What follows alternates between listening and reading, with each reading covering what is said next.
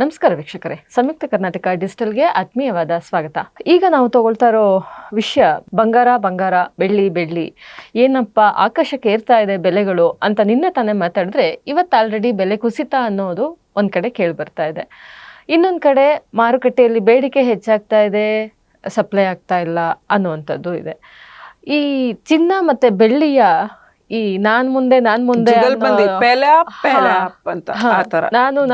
ಅಂತ ಇಬ್ರು ಕಾಂಪಿಟೇಷನ್ ಮೇಲೆ ಫಿಲ್ಮ್ ಆ ಚಿತ್ರದಲ್ಲಿ ಹಾಡು ಪೆಲೆ ಅಂತ ಇದು ಆ ತರ. ಸೊ ಇವಾಗ ಚಿನ್ನ ಬೆಳ್ಳಿ ಈ ತರ ನಾನು ಅಂತ ಓಡ್ತಾ ಇದ್ರೆ ಮುಂದೆ ಇದರ ಪರಿಣಾಮ ಯಾವ್ಯಾವ ರೀತಿ ಆಗಬಹುದು? ಪರಿಣಾಮ ಏನು ಶುಭ, ಆ ಥರದ್ದು ನಾನು ಹೇಳ್ತೀನಿ ಕೇಳಿ.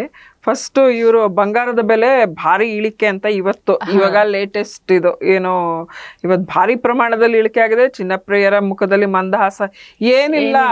ಟ್ರಂಪ್ ಈಗ ಅಲ್ಲಿ ಇದನ್ನ ಶುರು ಮಾಡ್ಲಿ ತಕ್ಷಣನೇ ಮತ್ತೆ ಕುಸಿಯುತ್ತೆ. ಅಲ್ಲಿ ಟ್ರಂಪ್ ಏರಿದ್ರಲ್ಲ, ಟ್ರಂಪ್ ಹಾಕಿದಾಗ ಚಿನ್ನದ ಬೆಲೆ ಕಡಿಮೆ ಆಗುತ್ತೆ. ಇರಾನ್ ವಾಪಸ್ ಹೊಡೆಯುತ್ತಲ್ಲ, ಕ್ಷಿಪಣಿ ಹೊಡೆಯುತ್ತಲ್ಲ, ಅವಾಗ ತಕ್ಷಣ ಡಾಲರ್ ಠಪಾರ್ ಅಂತ ಮತ್ತೆ ಕುಸಿಯುತ್ತೆ, ಮತ್ತೆ ಚಿನ್ನ ಮೇಲೋಗುತ್ತೆ. ಇದು ತಕ್ಕಡಿ ಹಿಂಗೆ ಹಂಗೆ ಅದೇ ಇದು ಏತಾಬ್ದು ತಬ್ ಮಾಡ್ತೀವಲ್ಲ, ಅದು ಸೀಸಾ, ಅದು ಆ ತರ ಇದು. ಇವತ್ತು 24 ಕ್ಯಾರೆಟ್ನ ಬೆಲೆ ಈಗ ಈ ಕ್ಷಣದಲ್ಲಿ 10 ಗ್ರಾಮ್ ಚಿನ್ನದ ಬೆಲೆ 8,230 ಇಳಿಕೆ ಆಗಿದೆ. ಮತ್ತು ಈಗ ಹಾಗಾಗಿ ಎಷ್ಟಕ್ಕೆ ಮಾರಾಟ ಆಗ್ತಿದೆ 24 ಕ್ಯಾರೆಟ್ 10 ಗ್ರಾಮ್ ಅಂದ್ರೆ 1,70,620 ರೂಪಾಯಿಗೆ. ಈ ರೂಪಾಯಿ ಬೆಲೆ ಯಾವಾಗ ಮೇಲೋಗೋದು? ಅದನ್ನ ಮೇಲೋಗಿಸ್ಬೇಕಲ್ಲ, ಅದು ಯಾವಾಗ ಆಗೋದು? ಅದು ಕೆಳಗೆ ಹೋಗ್ತಾ ಇದ್ರೆ ಮೌಲ್ಯ ಕುಸಿತ ಆಗ್ತಿದೆ.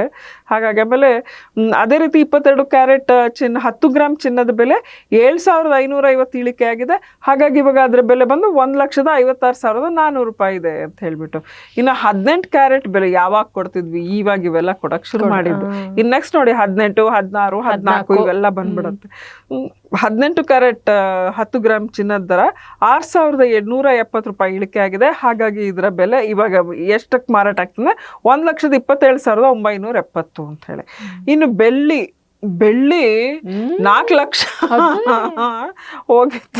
ಸೊ ಇವಾಗ ಒಂದೇನಂದ್ರೆ ಕೇಂದ್ರ ಬಜೆಟ್ ಇದೆ. ಸೊ ಹಾಗಾಗಿ ಬಜೆಟ್ ಮಂಡನೆ ಮುನ್ನವೇ ಏನೇನಾಗುತ್ತೆ ಅಂತ ಹೇಳ್ಬಿಟ್ಟು ಭಾರಿ ಇಳಿಕೆ ಕಂಡಿದೆ. ಇವತ್ತು ಶುಕ್ರವಾರದ ಒಂದು ದೇಸಿ ಮಾರುಕಟ್ಟೆಯಲ್ಲಿ ಏನೋ ಹೆಂಗಿದೆ ಅಂತ ಹೇಳಿದ್ರೆ ಬೆಳ್ಳಿ ದರ 4.27% ಕುಸಿತ ಆಗಿದೆ. ಹಾಗಾಗಿ ಪ್ರತಿ ಕೆಜಿಗೆ 3,95,000 ಭಾರಿ ಬೆಲೆ ಕುಸಿತ. ಎಷ್ಟು? 4,05,000 ಕಮ್ಮಿ ಆಗಿದೆ ಅಷ್ಟೇನೆ. ಅಂತಾರಾಷ್ಟ್ರೀಯ ಮಾರುಕಟ್ಟೆಯಲ್ಲಿ ಡಾಲರ್ ಮೌಲ್ಯ ಹೆಚ್ಚಾದ ಪರಿಣಾಮ ಹೂಡಿಕೆದಾರರು ಲಾಭದ ನಗದೀಕರಣಕ್ಕೆ ಮುಂದಾಗಿದ್ದಾರೆ. ಹಾಗಾಗಿ ಇದು ಇಳಿಕೆ ಆಗಿದೆ ಚಿನ್ನದ್ದು ಅಂತ ಹೇಳ್ಬಿಟ್ಟು. ಗುರುವಾರ ನಿಮಗೆ ಗೊತ್ತು 4 ಲಕ್ಷದ ಗಡಿ ದಾಟ್ಬಿಟ್ಟಿತ್ತು ಬೆಳ್ಳಿ. ಈಗ ಒಂದು ದಿನದಲ್ಲಿ 15,000 ಇಳಿಕೆ ಕಂಡಿದೆ ಅಂತ ಹೇಳಿ. ಇವಾಗ ಹೇಳಿ. ಸೊ ಇವಾಗ ನಾವು ಕೆಲವೊಂದ್ ಕಡೆ ನೋಡಿದ್ರೆ ಒಬ್ಬ ಭಕ್ತ ಏನ್ ಮಾಡ್ತಾನೆ, ಬಾಳೆಹಣ್ಣಲ್ಲಿ ಚಿನ್ನದ ಬೆಲೆ ಇಳಿಸಮ್ಮ ತಾಯಿ ಅಂತ ದೇವರಿಗೆ ಅರ್ಪಿಸ್ತಾ ಇದ್ದಾರೆ. ಇನ್ನೊಂದ್ ಕಡೆ ಸೋಷಿಯಲ್ ಮೀಡಿಯಾದಲ್ಲಿ ಸಾಕಷ್ಟು ಕಮೆಂಟ್ಸ್ಗಳು ಬರ್ತಾ ಇದೆ. ಎಲ್ಲರಿಗಿಂತ ಯಾರಿಗೆ ಹೊಡೆತ ಜಾಸ್ತಿ ಗೊತ್ತಾ ಬೀಳೋದು? ನಮ್ ತಿಮ್ಮಪ್ಪಂಗೆ ಪಾಪ ಈ ಭಕ್ತರೆಲ್ಲ ನಾನು ಹಿಂಗಾದ್ರೆ ಇದನ್ ಕೊಡ್ತೀನಿ, ಹಿಂಗಾದ್ರೆ ಅದನ್ನ ಕೊಡ್ತೀನಿ ಅಂತ ಎಲ್ಲಿಂದ ತರ್ತಾರ ಚಿನ್ನ? ಅವ್ರ ಜೀವಿತಾವಧಿಲಿ ಇನ್ನು ಕೊಡಕ್ ಆಗುತ್ತೋ ಆಗಲ್ವೋ? ಇನ್ನೊಂದ್ ಜನ್ಮ ಕೊಡು, ಅದ್ರಲ್ಲಿ ಬಂದು ಅವಾಗ ತೀರಿಸ್ತೀನಿ ಅಂತ ಅವಾಗ ಹಂಗ್ ಕೇಳ್ತಾರೋ ಏನ್? ಬಟ್ ಇನ್ನೊಂದು ಸಾಮಾಜಿಕ ಪರಿಣಾಮ ಯಾವ ರೀತಿಯಲ್ಲ ಆಗ್ಬೋದು? ಸಾಮಾಜಿಕ ಪರಿಣಾಮ ಏನ್? ಇನ್ಮೇಲಿಂದ ತಾಳಿ ಹಾಕೊಳ್ಳೋದೆಲ್ಲ ಹೊಟ್ಟೋಗುತ್ತೆ. ಎಲ್ಲ ಚಿನ್ನ ಬಂಗಾರ ಎಲ್ಲ ಲಾಕರ್ ಅಲ್ಲಿ ಇಟ್ಟು ಬರ್ಬೇಕಾ? ಕಳ್ತನ ಜಾಸ್ತಿ ಆಗುತ್ತೆ ಅನ್ನುವಂಥದ್ದು ಇದೆ. ಕಳ್ತನ ಜಾಸ್ತಿ ಆಗಿ ನಾನು ನೋಡಿ ದಾರ ಕಟ್ಕೊಂಡ್ಬಂದ್ಬಿಟ್ಟೆ.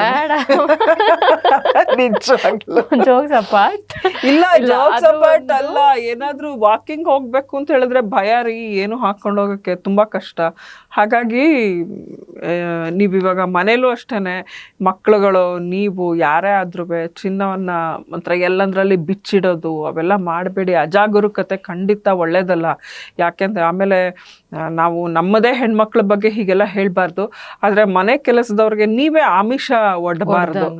ಒಂಥರ ಆಸೆ ಹುಟ್ಟು ಅವ್ರಿಗೆ ಪಾಪ ಒಳ್ಳೆಯವ್ರು ಇರ್ತಾರೆ, ಅವರು ನಾವೇ ಅವ್ರಿಗೆ ಬೇಕಂತ ಹೀಗೆ ಇದ್ ಮಾಡ್ದಂಗಾಗತ್ತೆ. ಆಮೇಲೆ ನೋಡಿ ನಮ್ಮ ಮನೆ ಹತ್ರನೇ ಒಬ್ಬರ ಮನೆಯಲ್ಲಿ ಬಹಳ ದೊಡ್ಡ ಪ್ರಮಾಣದಲ್ಲಿ ಕಳ್ತನ ಆಗಿದೆ ವೈದ್ಯರ ಮನೆಯಲ್ಲಿ. ಅದಕ್ಕೆ ಇನ್ನೊಬ್ಬ ವೈದ್ಯರಿಗೆ ಹೇಳೋದ್ರಂತೆ, ನೀವು ನಿಮ್ಮ ಮನೆಯಲ್ಲಿ ನೇಪಾಳಿಗಳನ್ನ ಕೆಲಸಕ್ಕೆ ಇಟ್ಕೊಂಡಿದ್ದೀರಿ, ದಯಮಾಡಿ ಅದನ್ನ ನಿಲ್ಲಿಸಿ, ಫಸ್ಟು ನಿಲ್ಲಿಸಿ, ಅವರು ಈ ಥರ ಎಲ್ಲ ಮಾಡ್ತಾ ಇದ್ದಾರೆ ಇವಾಗ ಅಂತೇಳಿ. ಎಲ್ಲರನ್ನೂ ನಾವು ಎಲ್ಲದಕ್ಕೂ ಜನರಲೈಸ್ ಮಾಡೋಕ್ಕಾಗಲ್ಲ. ಒಳ್ಳೆಯವರು ಇದ್ದಾರೆ, ಇವರು ಇರ್ತಾರೆ, ನಮ್ಮವರು ಇರ್ತಾರೆ, ಅವರು ಇರ್ತಾರೆ, ನಾವು ಅವ್ರನ್ನೇ ಇವ್ರನ್ನೇ ಅಂತ ಹೇಳೋಕ್ಕಾಗಲ್ಲ. ಯಾರೇ ಆಗಲಿ ಎಲ್ಲ ನಿಮ್ಮ ಬಳಿ ಇರೋ ಇವಾಗ ಚಿನ್ನ ಬೆಳ್ಳಿ ಏನಿದೆ ಅದನ್ನು ಜತನವಾಗಿ ಕಾಯ್ದುಕೊಳ್ಳಿ. ಇಲ್ಲ ಅಂತ ಹೇಳಿದ್ರೆ ಇನ್ನು ನಿಮ್ಮ ಜೀವಿತಾವಧಿಯಲ್ಲಿ ನೀವು ಇಷ್ಟು ಕಡಿಮೆ ಬೆಲೆಯಲ್ಲಿ ಚಿನ್ನ ಖರೀದಿ ಮಾಡೋಕ್ಕೆ ಆಗೋದು ಬಹುಶಃ ಕಷ್ಟ ಅಂತ. ಇವಾಗ ನಾವು ಗೋಲ್ಡ್ ಅಸೋಸಿಯೇಷನ್ ಇವ್ರನ್ನೆಲ್ಲ ನೋಡಿದ್ರೆ ಅವರೆಲ್ಲ ಹೇಳೋದೇನು, ಚಿನ್ನ ಇನ್ನೂ 25,000ಕ್ಕೂ ದಾಟತ್ತೆ ಗ್ರಾಮ್ಗೆ ಅನ್ನುವ ವಿಶ್ಲೇಷಣೆಯನ್ನೇ ಕೊಡ್ತಾ ಇದ್ದಾರೆ. ಸೊ ಹಿಂಗೆ ಆದರೆ ಮುಂದೆ ಹೆಂಗೆ? ಮುಂದೆ ಹಾಗೆ ಏನಿಲ್ಲ, ಆವಾಗ ಎಲ್ಲ ನಾವು ಅಂದ್ರೆ ಮುಂದೆ ಚಿನ್ನ ರೇಟ್ ಇಳಿಯೋದೇ ಇಲ್ವಾ ಅಂತ. ಯಾವುದು ಚಿನ್ನದ ಬೆಲೆ ಇಳಿಯೋದೇ ಇಲ್ಲ? ಟ್ರಂಪೇ ಇದ್ರೆ ಇಳಿಯಲ್ಲ. ಓಕೆ, ಟ್ರಂಪೇ ಇದ್ರೆ ಇಳಿಯಲ್ಲ, ಕಷ್ಟ ಆಗುತ್ತೆ. ಯಾಕಂದ್ರೆ ಅವರ ಹುಚ್ಚಾಟಗಳನ್ನು ನೋಡ್ತಾ ಇದ್ರೆ ಜನ ಡಾಲರ್ ಮೇಲೆ ಹೂಡಿಕೆ ಮಾಡಕ್ಕೆ ದೊಡ್ಡ ಮನ್ಸು ಮಾಡೋದೇ ಇಲ್ಲ. ಇದುವರೆಗೂ ನಮ್ಗಿವಾಗ ಡಾಲರ್ ಇತ್ತು ಅಂದ್ರೆ ನಮ್ಮ ಹತ್ರ ಒಂದಿದೆಪ್ಪ ನಿಧಿ ಆಗತ್ತೆ ಆಪದ್ದನ ಅಂತ ಅನ್ಕೊಳ್ತಿದ್ವಿ.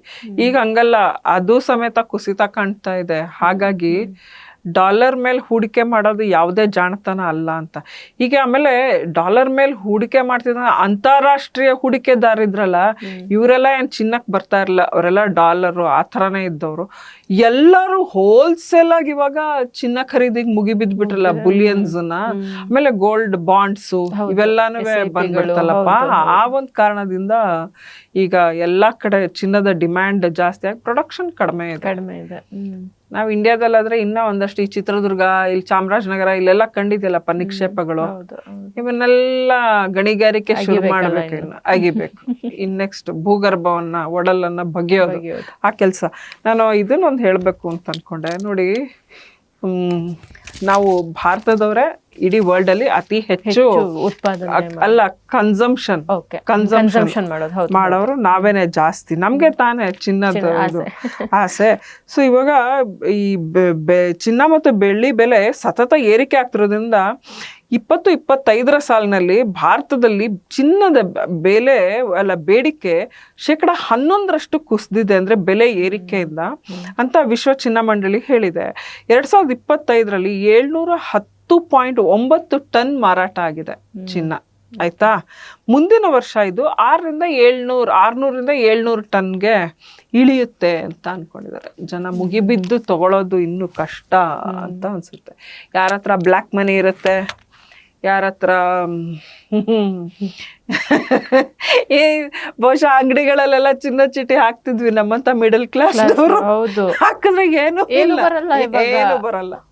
ಏನೇನು ಬರಲ್ಲ ಅಂತ ಹೇಳ್ಬಿಟ್ಟು. ಎಲ್ಲ ಮಕ್ಳು ಹುಟ್ಟಿದಾಗ ಒಂದ್ ಬೆಳ್ಳಿ ಉಡಿದಾರ, ಒಂದ್ ಕಾಲ್ಗೆ ಜೈಂತವ್ ಹಾಕ್ತಾ ಇದ್ದ, ಇವಾಗ ಅದನ್ನು ಹಾಕಕ್ ಆಗಲ್ಲ ಅಂತ ಅನ್ಸುತ್ತೆ. ಯಾರು ಏನು ನಿರೀಕ್ಷಣೆ ಮಾಡಕ್ ಆಗಲ್ಲ. ಮುಂಚೆ ಎಲ್ಲ ಅಟ್ಲೀಸ್ಟ್ ಗಿಫ್ಟ್ ಎಲ್ಲ ಸ್ವಲ್ಪ ಬೆಳ್ಳಿನಲ್ಲಿ ಚಿನ್ನದಲ್ಲಿ ಕೊಡ್ತಾ ಇದ್ರು. ಈಗ ಯಾವ ಗಿಫ್ಟ್ ಬೆಳ್ಳಿನೂ ಇಲ್ಲ, ಚಿನ್ನನೂ ಇಲ್ಲ, ರಾಂಗ್ ನಂಬರ್.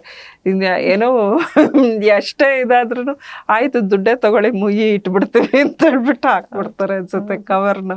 ನನ್ನ ಪ್ರಕಾರ ಹಾಗನ್ಸುತ್ತೆ. ಬಟ್ ಕಳ್ಳತನ ಜಾಸ್ತಿ ಆಗುತ್ತೆ ಇನ್ಮೇಲಿಂದ.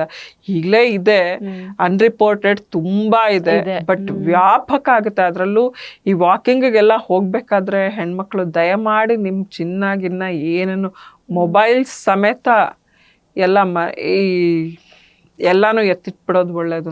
ಯಾವುದೋ ಒಂದು ನ್ಯೂಸ್ ಪೇಪರಲ್ಲಿ ಓದಿದ್ದೆ, ಏನಪ್ಪ ಅಂತ ಹೇಳಿದ್ರೆ, ನಿಮ್ಮ ಮನೆಯಲ್ಲಿ ಮೊಬೈಲ್ಗಳಿವೆ ಹಳೇದು ಸೆಟ್ ಒಂದು 8-10 ಅಂದ್ರೆ ನೀವು ಚಿನ್ನ ಇಟ್ಕೊಂಡಿದ್ದಂಗೆ ಲೆಕ್ಕ ಅಂತ.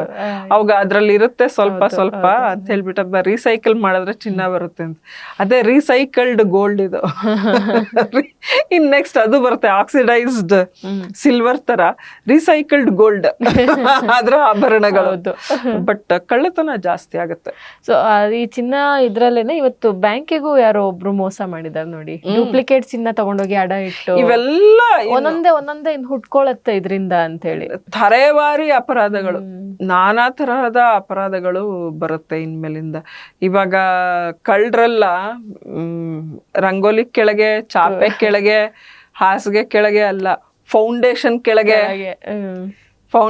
ಕೆಳಗೆ ಫೌಂಡೇಶನ್ ಕೆಳಗೆ ತೂರೋದು ಅವರೆಲ್ಲರೂ. ಅದೇ ನೋಡೋಣ, ನಮ್ಮೆಲ್ಲ ಹೆಣ್ಮಕ್ಳ ನಿರೀಕ್ಷೆಯಂತೆ ಚಿನ್ನ ಬೆಳ್ಳಿ ಬೆಲೆ ಆದಷ್ಟು ಬೇಗ ಇಳಿಲಿ. ಟ್ರಂಪ್ ಅಣ್ಣಂಗೆ ಒಂಚೂರು ಒಳ್ಳೆ ಪಾಪ ಬಡವ್ರ ಮನೆಯಲ್ಲಿ ಮದ್ವೆ ಮಾಡೋದು ಬಹಳ ಕಷ್ಟ. ಎಲ್ಲಿಂದ ತರ್ತಾರೆ ಅವರು ತಾಳಿಗೆ ಚಿನ್ನ? ಹೆಂಗೆ ತರ್ತಾರೆ? ಏನ್ ಕನಿಷ್ಠ 1.5 ಗ್ರಾಮ್ ಆದ್ರೂ ಬೇಕೇ ಬೇಕು. ಏನೋ ಒಂದು ತೆಳ್ಳಿಗೆ ಒಂದು ತೆಳು ಹಾಳೆಲೆ ಮಾಡಿಸ್ತೀವಿ ಅಂತಂದ್ರೆ 1.5 ಗ್ರಾಮ್ ಬೇಕು. ಅಷ್ಟಕ್ಕೂ ಲಕ್ಷ ಅಂತಂದ್ರೆ ಪಾಪ ತಾಳಿಗ್ ಲಕ್ಷ ಇಡ್ಬೇಕಲ್ರಿ. ಅದು ಗ್ರಾಮೀಣ ಭಾಗದಲ್ಲಿ ಇನ್ನೂ ಜಾಸ್ತಿ ಇರುತ್ತೆ. ಮಕ್ಳಿಗೆ ಏನ್ ಕಿವಿ ಚುಚ್ತೀರಿ ನೀವು? ಹುಟ್ಟಿದ ಮಕ್ಳಿಗೆ ಕಿವಿ ಚುಚ್ಬೇಕು ಅಂತಂತಾರೆ. ಏನ್ ಮಾಡ್ತಾರೆ ಪಾಪ? ಯಾವ ಶಾಸ್ತ್ರ ಮಾಡ್ತಾರೆ? ಎಲ್ಲಿಂದ ಮಾಡ್ತಾರೆ?